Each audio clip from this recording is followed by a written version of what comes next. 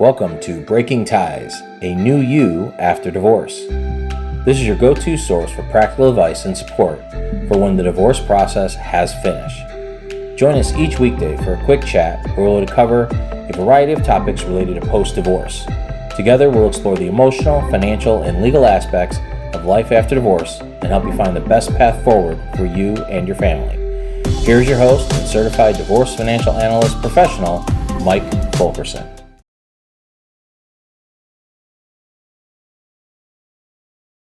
Good day and welcome to Breaking Ties, a new you after divorce podcast, where we discuss everything you need to know to start a new chapter after the end of a marriage. Today, we're talking about what to consider when the divorce is final. The end of the marriage is a very difficult time, but once the divorce is final, it's time to start thinking about your future. Here are some important things to consider after the divorce is final. And you may want to start a list, as sometimes jotting things down and getting them out of your mind will help you think more clearly on moving on and getting things taken care of so you don't leave anything out. We're going to start with number one here, which is finances, and it's probably the biggest one. After the divorce is final, you really need to take stock of your financial situation. And this includes dividing up any assets and liabilities from the settlement agreement, as well as making sure you have a plan for managing your money going forward.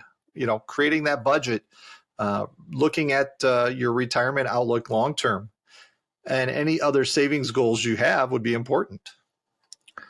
Number two on the list is the custody arrangements. If there were children involved, we're going to need to make sure that we have a custody arrangement in place that works for both you and your ex-spouse. We want to look at things like drop-offs and pickups, holidays, vacation, and other child needs, and get them on the calendar if necessary, just so we know what it's going to look like, because this is a new routine. This is new for the kids, and it's new for you and your ex-spouse. Number three on the list, relationships. It's important to think about your relationships with friends, family, and even your ex-spouse.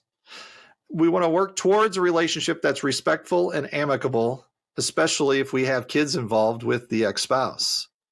When we look at family and friends, we may need to kind of reconnect. Perhaps we haven't been in with them very much, and so spending time with them can actually help on multiple fronts, not just the connection part back with your family and friends, but also it allows you a place for support. And number four, we're going to move forward. It's important to take time to reflect on your life after divorce and to make a plan moving forward. This may involve taking time for self-care, starting a new hobby, or even going back to school. It's a chance for you to get back to you and figure out what makes you tick. These are just a few of the things to consider after the divorce is final. Remember, it's important to take things slow and to focus on what's best for you and your family. The end of the marriage is never easy, but with time and support, you can start a new chapter and build a brighter future. Thank you for joining me on this episode of Breaking Ties, a new you after divorce. Should you have any questions, please feel free to reach out to me. My contact information is in the description. And I will do my best to assist you. Until next time, remember that divorce is not the end of your story. It is the start of your next great chapter. Take care.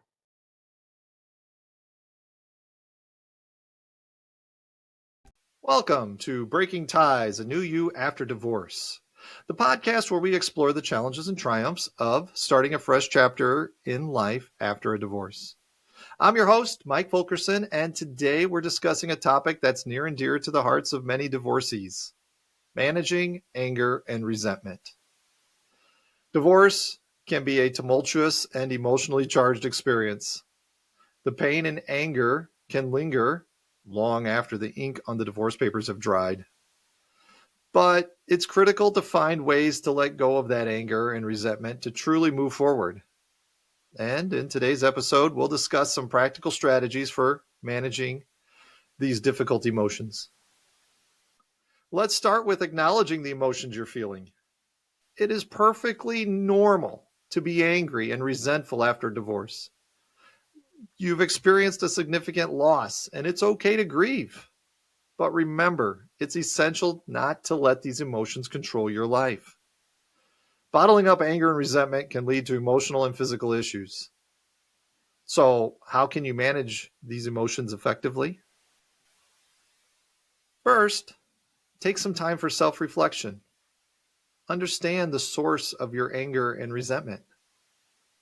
What specific events or behaviors triggered these feelings? Identifying the root causes will help you process and work through them. It's not about blaming yourself or your ex spouse. It's about understanding the factors that contributed to your emotional state. Next, you might want to consider seeking professional help.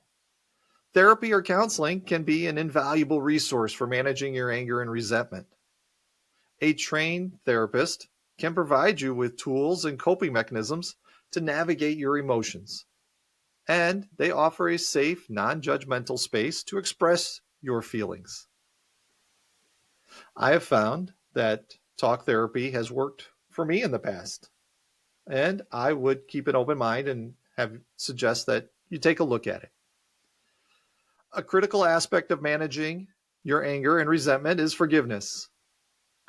Now, I know forgiveness can be a daunting concept, especially if you feel deeply wronged. However, forgiveness is not about excusing or forgetting what happened. It's about releasing the hold your past has on your present and future. Now, here are a few tips for practicing forgiveness. Forgive yourself for any mistakes or regrets you may have during the marriage or divorce. Self-compassion is a good first step to healing. Try to see the situation from your ex-spouse's perspective. This does not mean you have to agree with them, but it can help you understand their motivations and choices better. Holding on to resentment is like drinking poison and expecting the other person to die. It only harms you in the long run. To move forward, you must release this burden. Another tool for managing anger and resentment is focusing on your personal growth and well-being, embracing new opportunities, setting goals for yourself, and invest in yourself, whether that's time or education. As you create a life that makes you happy, the grip of anger and resentment will loosen. And don't forget to build that support system. Lean on friends and family who can provide emotional support during this challenging time. Share your feelings and concerns with people you trust. You'll be amazed how much it can help. Finally, healing takes time. Managing anger and resentment after a divorce is a journey, not a destination. Be patient with yourself and don't be discouraged if you have setbacks along the way. It's all part of the process and normal. So as we wrap up today's episode, I want to leave you with this. Managing anger and resentment after a divorce is challenging, but not impossible. By acknowledging your emotions, seeking professional help if necessary, practicing forgiveness, focusing on personal growth, and building a support system, you can pave the way for a brighter and more fulfilling future for yourself. Thank you for joining me on Breaking Ties, a new you after divorce. I hope this episode was helpful. You have the strength to break free from the past and create a brighter future. Remember, divorce is not the end of your story.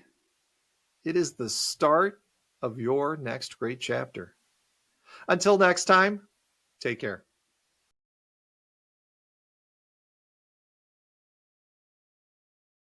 Welcome to the Breaking Ties, a new you after divorce podcast, where we look to empower you to rebuild your life and find your path to a brighter future. I'm your host, Mike Fulkerson, and today we're diving into an essential aspect of post-divorce life, establishing a budget that will help you regain financial stability and independence. So, divorce is not just an emotional upheaval. It can have a significant impact on your financial stability. Establishing a post-divorce budget is not just about managing your finances. It's about regaining control over your life. And it's important that you exercise a budget so you know where your starting point is and you can understand where you want to go. Now, the first step in creating this post-divorce budget is to assess your current financial situation. List all of your sources of income, including your salary, any alimony or maintenance, or child support, and other forms of financial support you may receive. Also, identify your expenses such as housing, utilities, transportation, groceries, and any debts. This will get us off to a good start on figuring out our budget. So, once we have this information, we want to set some clear financial goals. What do you want to achieve in the short term? What would you like to have happen in the long term? So, we want to look at things like building an emergency fund. Perhaps you want to save for your child's education or plan for retirement. Having a clear objective will guide your budget and allow you to stay on track as best as possible. Now, that budget and goals and everything else that we're setting, we got to make sure it's realistic. So we're going to start creating our budget by categorizing expenses into fixed and variable, where fixed expenses are those that stay pretty constant all the time and don't really change, things like rent or mortgage payments, while variable expenses such as entertainment can change from month to month. Be realistic about your spending and make sure you allocate some money to savings for those rainy day funds. In the aftermath of divorce, it's critical to cut out unnecessary expenses to start with. Identify those areas where you can tighten the belt. This might mean dining out less, finding more affordable insurance options, or downsizing your living space. We want to make sure that we don't have as much financial stress. The goal is to keep it low. Now, when we put together our list of priorities, one of our top priorities should be building an emergency fund. Having that financial cushion will provide peace of mind in times of unexpected expenses and helps prevent you from going further into debt. It's one of those things where if the car breaks down, we just want to be able to pay for it and move on. Now, don't be afraid to seek out professional financial advice. Consult with a financial planner or advisor to get expert guidance on managing your finances and investment strategies. They can help you make informed decisions and plan for the future. Your budget also isn't set in stone, so you're going to want to regularly review and adjust it as your circumstances change. Keep track of your spending to ensure you're staying within your budget. This is an ongoing process that will help you maintain financial stability. However, it doesn't have to be every month.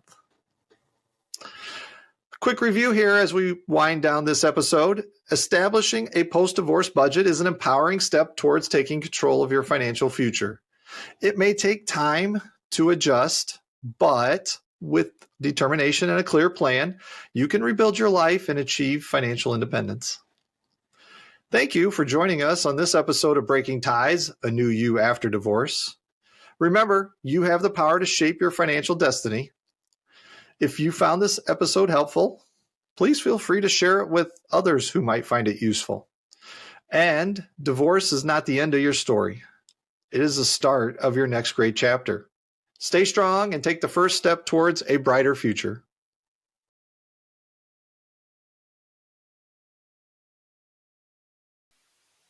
Hi, and welcome to the Breaking Ties, A New You After Divorce podcast. Today, we are talking about dating after a divorce, and it's a topic that affects millions of people around the world. Whether you've recently gone through a divorce or perhaps you've been single for a while, getting back into the dating scene can be daunting. However, with the right mindset and a little bit of preparation, it can also be an exciting time filled with new opportunities. First, we want to start with a little emotional preparation. I mean, really, dating after a divorce is a big step. And it's important to take time to emotionally prepare yourself. Living by yourself is not a terrible thing, creates independence. You get to count on yourself and you get to get yourself in order. So you have to prepare yourself emotionally for allowing someone else in. Divorce can be a traumatic experience that leaves you feeling vulnerable and uncertain. It's normal to have feelings of sadness and anger and confusion, and you got to work through these emotions before you start dating again. You really want to be in a good space emotionally when you start dating. Now, you can also consider seeking support from friends, family, or a therapist who can help you work through your feelings and develop a healthy outlook on dating and your future, really. I mean, it's one of those pieces that you don't have to actually date. However, if that interests you, you're going to want to be in a good spot. Now, before we start dating again, it's important to take care of practical matters. We want to make sure our legal documents are updated, established a new budget, and we kind of get into a financial routine and setting up our new living situation, whether that's by ourselves or with our kids. Um, Everything could be slightly different, and taking time for that to adjust so that you are more comfortable in your space. You are more comfortable with the new normal that you have going on after the divorce. Having these things in place, can give you a sense of stability and security and help you feel more confident when you start dating again. When we're ready to start dating again, it's important to be patient and take things slow. I mean, Mr. or Ms. Right isn't just likely to show up in the first date or two with people. There's a lot that goes into making sure you find the right person. We don't want to put too much pressure on yourself to find that perfect person right away. Instead, we want to focus on meeting new people and having fun, re-engaging into activities that you enjoy. You never know who you might meet and what kind of connection you might make. You can consider trying online dating or joining social groups where you can meet new people who share your interests. Once again, I think it's important to understand that you don't necessarily know where that next person you want to date is going to be located. So trying a variety of options for dating can work well. After a divorce, it can be a great opportunity for you to learn more about yourself, your desires, and what you're looking for in a partner. And a lot of times I think you're going to want these defined to some degree when you start dating. So you can find out if the person you're going out with is supportive of what you want to accomplish. They are your goals. You should not set them aside for anybody else. And with a positive attitude and a little bit of patience, you might find love and happiness after divorce. It can happen. And remember to take things slow, be open-minded, and enjoy the journey. It's not a race to the finish. Thanks for listening to this episode of Breaking Ties, a new you after divorce. If you have any questions, I'm always available. You can just reach out to me using my contact information in the description. Until next time, divorce is not the end of your story. It is the start of your next great chapter. And have yourself a great day.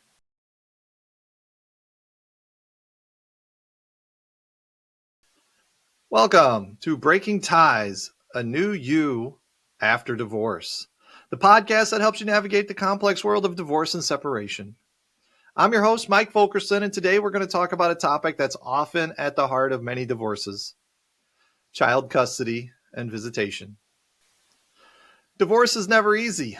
It's extremely emotionally draining and challenging, and it's even more complicated when we have children involved. The best interest of the children should always be the primary concern. Understanding the legal aspects of child custody and visitation will be a crucial part of this process. So let's start with some key terms. Make sure we're on the same page. Child custody refers to the legal and physical responsibility of a parent of their child. It involves decision-making authority and the right to have the child live with you. Visitation, on the other hand, is the right of a non-custodial parent to spend time with their child. Visitation schedules can vary widely depending on the circumstances. Now, in most cases, it's preferable for parents to reach an agreement on child custody and visitation outside of court. This can be done through mediation, negotiation, or with the help of attorneys. The court often encourages parents to work together to create the parenting plan that serves in the best interest of the child.